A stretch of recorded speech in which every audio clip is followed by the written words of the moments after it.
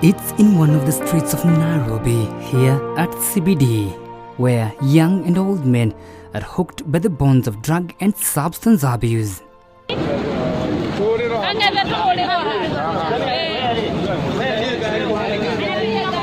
They are not alone, but under the influence of heroin and other hard drugs that, according to them, makes them feel high. Some are even using it in broad daylight, not caring about the health risk they are putting themselves into.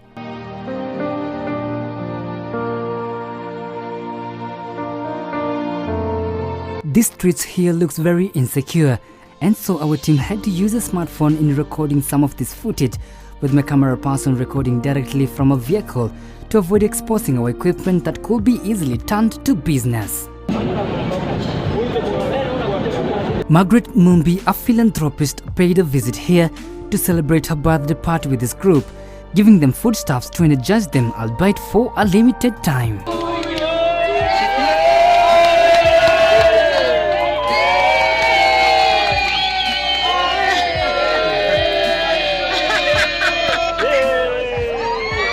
They appreciate Mumbi's generosity with a birthday song.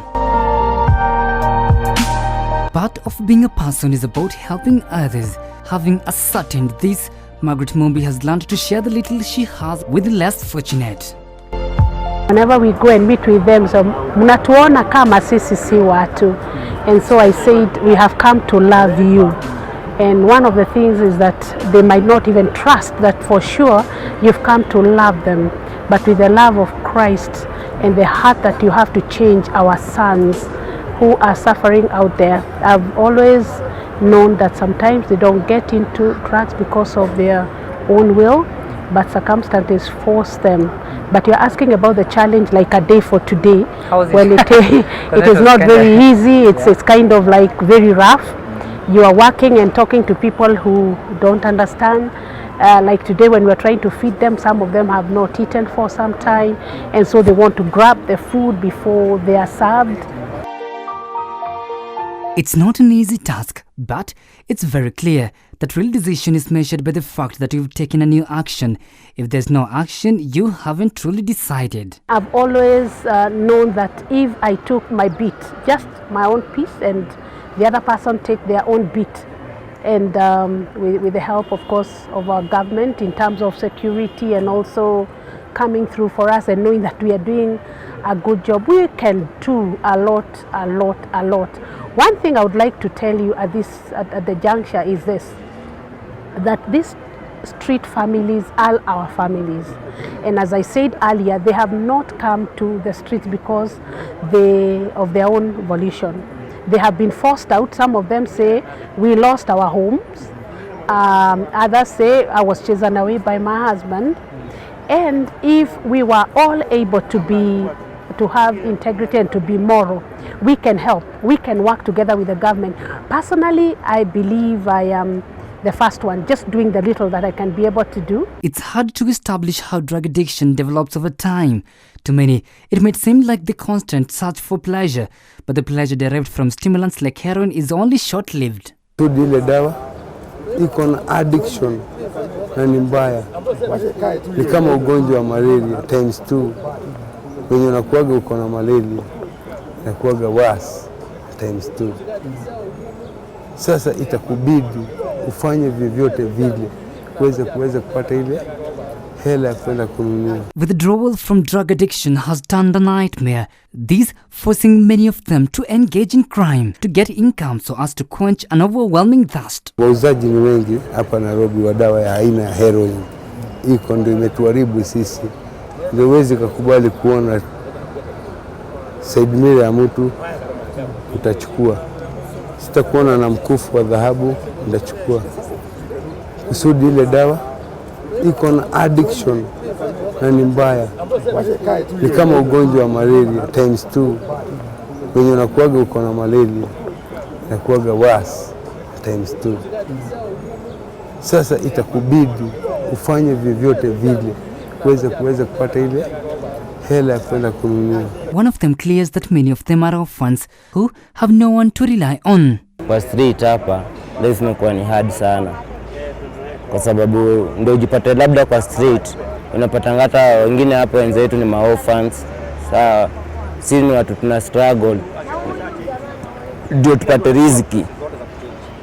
Kama sisi tulikuwa tunafanya kazi marikiti ya kubeba mzigo tunakuwa na troli, lakini unapata hata hii life yetu imekuwa ni ngumu juu huwezi kuwa unafanya kazi ya kubeba troli upate 300 na kuna sansi anagoja, kuna askari anakugoja hapo umpatie 200 ama 100. Unaona itakuwa ni ngumu juu unaona hii pesa yako unaipata kwa haki.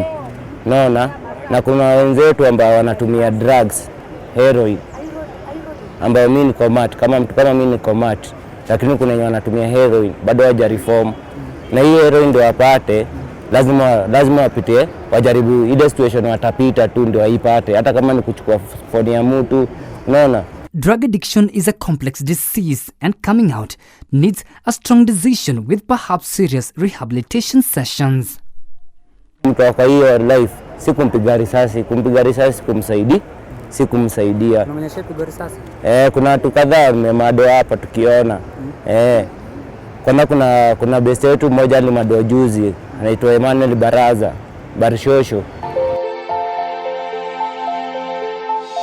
Joseph Kabuchi is his real name, but many people call him Pastor Dingo, meaning a thief pastor who reformed from crime and drug abuse to be one who strongly campaigns against drug and substance abuse. Went. Actually, I used to be mocked all the time by the guys wanauza because they told me, hatuwezi change, hatuwezi fanya nini. Nimeshikwa na polisi all the time. Sasa nikawangware, wamenipeleka, nimepigia watu simu wanasema mimi I was risking my life because I was in a dangerous place. Ati waizi na nini. Naambia that's my place. I can't go any other place because if I don't help them then they'll continue stealing. Incarceration was a norm in his life, as prison was not a big deal to him. Fortunately, one who always depended on drug substance to be high was taken to rehabilitation by well-wishers. Kutoka jela after 3 years nikataa kujinyonga. So commit suicide kwa sababu sikuwa na hope. I thought now my life yangu imedie, but I thought just came that one day I'll become something. So I didn't know when. So at that point nikaanza kurent nyumba and then I started living nyumba ya 400 na nikaanza kufanya kazi za mjengo simply because I feared to die because so many people walikuwa wamekufa wanaupigwa tu marisasi, mob justice, police and then dawa of course. After managing to overcome the world of drug substance, Joseph Kabuchi decided to go back in the streets and rescue those who are strung out by drug addiction, and for the first time he was able to transform the lives of 20 drug addicts. But his campaign against drug addiction faced great opposition from police officers and drug barons who still never trusted his motives. This is because some cartels who were allegedly selling drugs to street children felt like Kabuchi will expose them now that he left the camp. So they arrested me simply because of course these people are gathered there because they use drugs. So I'm not the one who made them, gather. It is the drugs mahali wananunua. Where there is a voucher, there is something that is carcass. So walikuwa hapo. So me I take advantage when the devil gathers them there. Me I come to preach the word. So me nakuja ku preach the word. When the police came, they started chasing them away. And I told them, no, police, I was speaking to these people and this time they are not doing anything. So would you please help me even try to pass this message to them, to these people? So powerful is the light of unity, as Mumbi believe it's everyone's responsibility to turn this challenge into a past tense. Margaret Mumbi's daughter, Kerry Kagiri, has been the inspiration behind the charity work her mom started a couple of years ago. Kerry, is there anybody who's funding you? No, no. In fact, a miracle happened. There's a couple that came to visit to give us clothes for some of the street moms. And we had the clothes, actually, like a whole box of clothes. And so we just mentioned we wanted to do this. And they said they're going to buy the rice. So those guys bought the rice. But everything else we've spent. Everything else is just mom, me, my sister, her family. And just the emotional support as well. But we are not funded. One might misinterpret their gestures, thinking that they're enjoying their life. But the reality is that many of them are struggling to overcome drug addiction. This group is now calling for anyone to come to their rescue and support them just as Margaret Mumbi and Joseph Kabuchi did. Mark Kimondo for Hope TV, Nairobi.